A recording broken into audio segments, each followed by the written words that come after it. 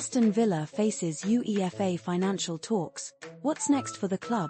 Aston Villa is currently in discussions with UEFA's club financial control body, CFCB, regarding a financial settlement after they were found to have breached the organization's squad cost ratio, SCR, regulations last season. This is a significant moment for the club, as compliance with UEFA's financial rules is crucial for their continued participation in European competitions. To put things into perspective, UEFA mandates that clubs involved in European tournaments keep their spending on player wages and transfer fees at 80% of their revenue for the past season, a number that is set to decrease to 70% this year.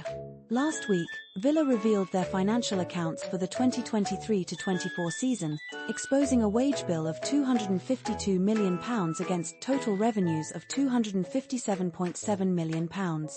It's important to note that while the wages of non-football staff don't factor into UEFA's SCR calculations, reports indicate that their player costs surpassed the 80% cap last season, an issue that emerged while Unai Emery's squad made a notable run to the semi-finals of the Europa Conference League.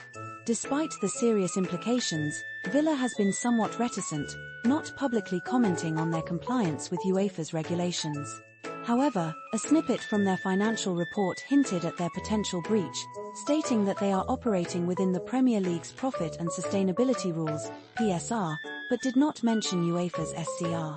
Last year, Villa faced a £52,000 fine from UEFA for submitting their accounts late, and they are now bracing for another financial penalty. The CFCB, which operates independently from UEFA's main leadership, is expected to require Villa to adopt a spending plan and reserve the right to impose stricter sanctions if the club fails to comply in the future.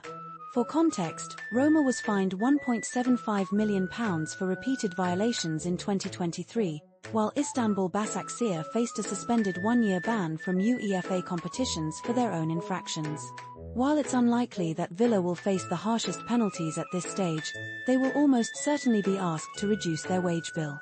The upcoming season could prove challenging as they seek to comply with the SCR without raising revenue through player sales, something they had to do previously.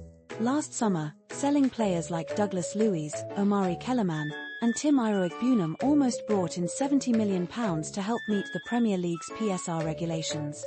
The club even lobbied for an increase in the 3-year permitted losses limit from £105 million to £135 million, but their proposal fell short at the Premier League's AGM. On another note, Chelsea is also in talks with the CFCB. While they weren't subjected to the SCR rules last season due to not participating in European competitions, it appears they have exceeded UEFA's 3-year loss limit of £170 million.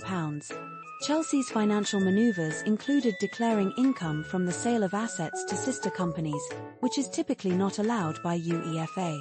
This envelope included the sale of 2 hotels at Stamford Bridge and their women's club to Blueco 22, totaling £275.2 million. Even though Chelsea announced profits of £128 million in their latest accounts, UEFA's accounting standards suggest they still registered losses. If they qualify for European competitions next season, they should have an easier time adhering to the SCR, especially since the owners have already trimmed the wage bill from £404 million to £338 million. However, their revenue for 2023-24 dropped to £468.5 million due to a lack of Champions League or any European football.